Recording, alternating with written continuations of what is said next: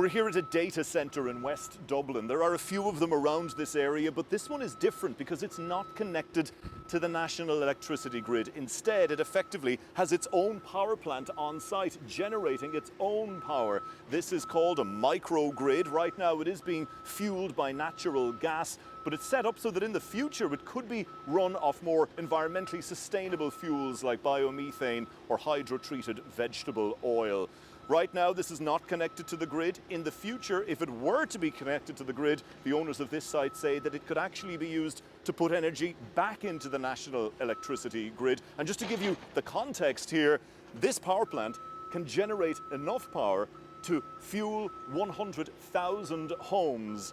Environmental campaigners would argue that this is still problematic as a data centre because it runs off natural gas. They would also point to the huge levels of water that are consumed by data centres.